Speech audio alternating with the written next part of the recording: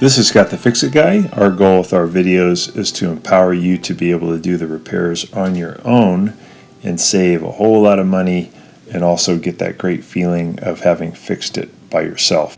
Today we have a Frigidaire Affinity washing machine front loader, and we're going to be fixing the door boot. We're going to be doing this without removing the dryer on top because we're going to do it just from the front, which is a little bit trickier, but it can definitely be done. Probably take you about 30 minutes to 45 minutes. This is what comes with the kit. It's the door boot and then a couple of little things that hold the boot in place. First thing we're going to do is use a standard head screwdriver to pry off the spring clamp, and that's holding on the outer portion of the boot onto the front panel. So we peel that away, and then we're going to pull the front of the boot off of the front panel. This is a little light assembly, and you just have to push up from underneath and basically pull it out of the door boot. It's just in there by friction. So don't pull it by the wire, but push up on the lamp assembly and then pull and it'll come out. There we go. And this is a zip tie that you want to cut off. And this is bringing water in through the boot, through this hose. So we just got to cut off the zip tie, and then you can get that hose out of the boot. There we go. Now we're going to push in the boot all the way inside the spin basket, just so we can get to another clamp that's holding on the outside of the boot. And we're going to get a screwdriver underneath the big spring. We're going to pry back and get that spring to come off. There we go. That's what's holding on the back of the door boot onto the plastic tub. So there's a big old spring.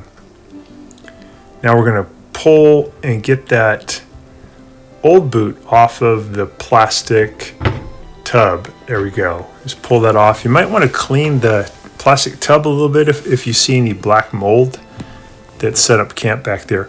We're using some liquid dishwasher detergent to put into this hole to make it lubricated into this hole, and then we're going to put some around the rim of the part of the boot that goes back onto the plastic tub. And we're going to just use our finger to push into there and go all the way around. This is to lubricate it and makes it much easier to get the new boot on. Another trick you may want to do is to warm up the boot in the tub with some really hot water, or use a hair dryer to warm up the rubber so it's more elastic. It makes it a little bit easier to install. You don't have to. I did not warm up this one, but that's a trick for these Affinity or Frigidaire boots that makes them a little bit easier to go on, because they're not the easiest to fit onto the plastic tub. See this arrow that points up? We're going to make sure that that stays pointing up toward the 12 o'clock position. We're going to get the boot and just put it in to the opening, and we're going to get that 12 o'clock position and push it up over the plastic rim of the plastic tub. And we're going to use two thumbs, both hands, one to push the rubber up over, and the other one to push it in. You'll feel it kind of lock into position. And then we're going to go from the 12 o'clock position, we'll go out to our left, doing the same procedure, and also out to our right. And just take your time. This part's a little tricky. You want to make sure you feel that the rubber door boot really has locked in over the plastic rim. You'll feel it, and just take your time. Just go an inch at a time around, working away from 12 o'clock. And you need to push in pretty hard with your thumbs. So you want to push in and up if you're working in the upper section. And once you feel like it's really in all the way around, then you can put on the spring. But you don't want to do that prior, because then the boot would just come off as you start to put the spring on. So I'm just feeling around, making sure I got it. Any part that's loose, I'll push in again to lock it in. This is a really important part. After we get it locked in, we can put the spring around to hold it into position. I noticed on the right side here, it felt like it was not locked in, so I'm going to work on that a little bit. Keep pushing just an inch at a time. Kind of lift with one thumb and index finger and then push with the other thumb.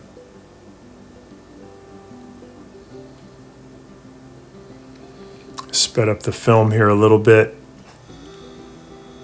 Just take your time, be patient.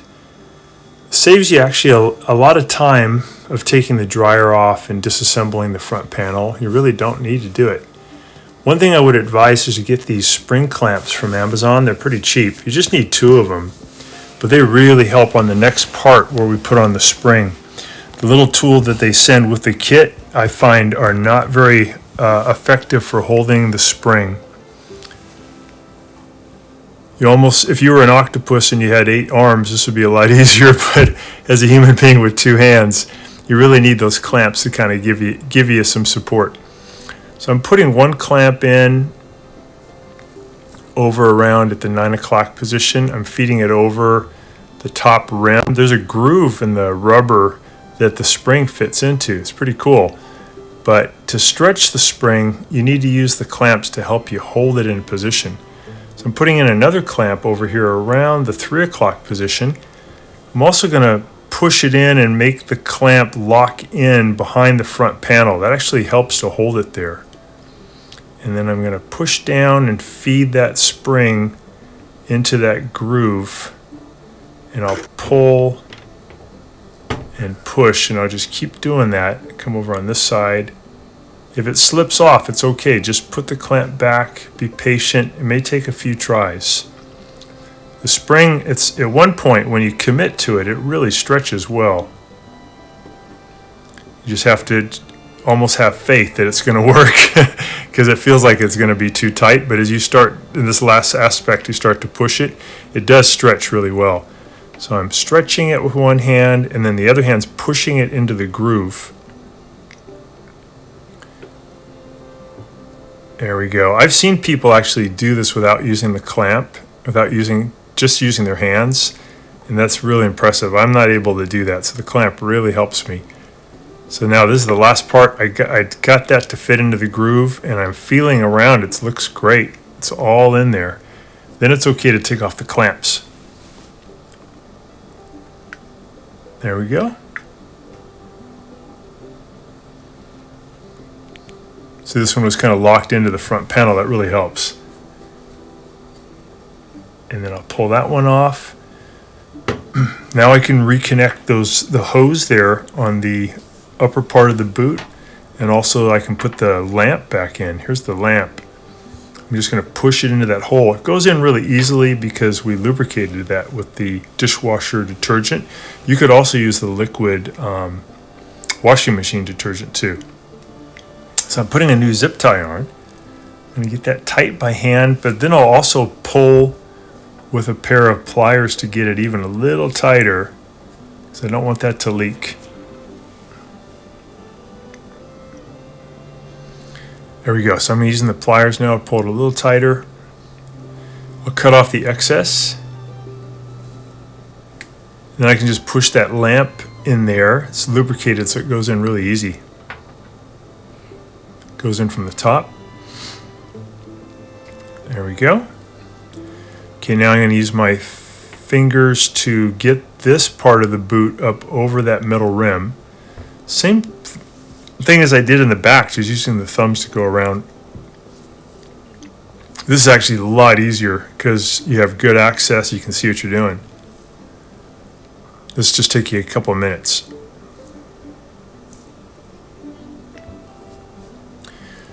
I'm just pushing this back in. This little rim was just out of alignment near the back, so I get that back in. I'll go back to the front of the boot.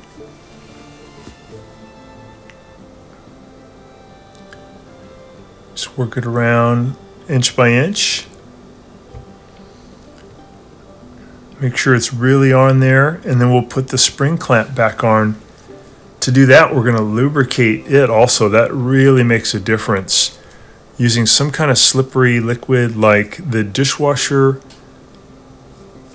soap. I'm sorry, the liquid dishwashing soap or the liquid washing machine soap. Works great. So we get that stuff on the metal. And then what we do is we put the spring at the bottom down near 6 o'clock, but we start with the metal going into the groove here at 12 o'clock. And we work our fingers down to the sides. Now we're going to push down and stretch that spring, pushing down with the thumbs to get that spring over the 6 o'clock into the groove, and we got it. We just want to test it out, make sure it's going to work. So we're going to set it to fill, and then we'll have it agitate and then spin. You can see this big groove that was broken out of the bottom of the old boot, and that's why it was leaking so bad. And these are pretty famous for that. After about 7 or 8 years, they tend to crack. So this is doing great. No leaks. And they're nice and tight. We'll set it for, we'll cancel and then set it for spin just to drain the water out of there. But that's it. Hopefully that'll work great for you too. Thanks so much for watching our video. We really appreciate you coming to our channel. Please subscribe when you get a chance by pressing the subscribe button and also the bell button so we can send you notifications of any new videos that come along. And we have a new thing here called the applaud button. If you really liked the video, if it was helpful to you, if you can click that, we really appreciate that. It shows your interest in our channel and your support, and can't thank you enough. Feel free to contact me at the email listed below, which is scottthefixitguy@yahoo.com, with any of your questions. And also, if you need to have a FaceTime meeting with me or a Zoom meeting, you can click on one of the links below in the description, and we can set up a 15-minute or 30-minute video conference where we can work on your appliance problem. So thanks again for all your support and for watching the video.